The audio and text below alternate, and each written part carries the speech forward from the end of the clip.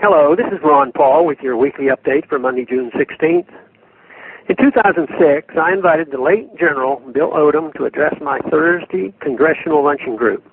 General Odom, a former NSA director, called the Iraq War the greatest strategic disaster in American history, and told the surprised audience that he could not understand why Congress had not impeached the president for pushing this disaster on the United States. History continues to prove the general's assessment absolutely correct.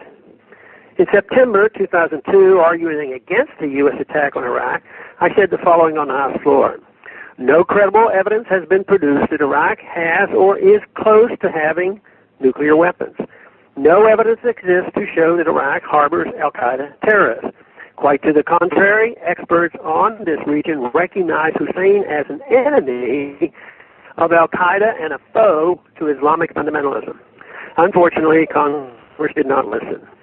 As we know, last week, the second largest city in Iraq, Mosul, fell to the al-Qaeda-allied Islamic State in Iraq and Syria.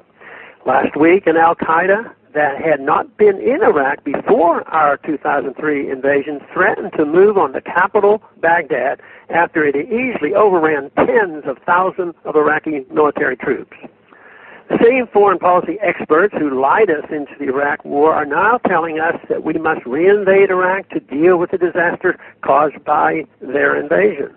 They cannot admit they were wrong about the invasion being a cakewalk that would pay for itself, so they want to blame last week's events on the 2011 U.S. withdrawal from Iraq.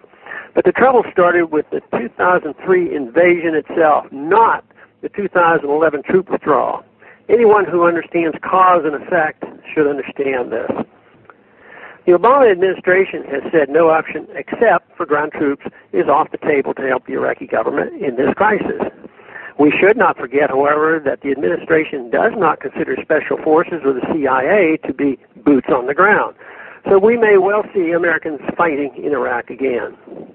It is also likely that the administration will begin shipping more weapons and other military equipment to the Iraqi army in the hopes that they might be able to address the ISIS invasion themselves. After years of U.S. training, costing as much as $20 billion, it is unlikely the Iraqi army is up to the task. Judging from the performance of the Iraqi military as the ISIS attacked, much of that money was wasted or stolen. A big U.S. government weapons transfer to Iraq will no doubt be favored by the U.S. military-industrial complex, which stands to profit further from the Iraq meltdown. This move will also be favored by those in Washington who realize how politically unpopular a third U.S. invasion of Iraq would be at home, but who want to do something in the face of the crisis. Shipping weapons may be an action short of war, but it usually leads to war. And as we have already seen in Iraq and Syria, very often these weapons fall into the hands of the al-Qaeda we are supposed to be fighting. Because of the government's foolish policy of foreign interventionism, the U.S. is faced with two equally stupid choices.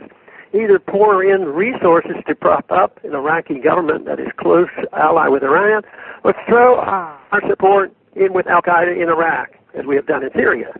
I say we must follow a third choice, ally with the American people and spend not one more dollar or one more life attempting to remake the Middle East. Haven't we already done enough damage? Thanks for calling this update. A new update is placed on this number, 888-322-1414, every Sunday.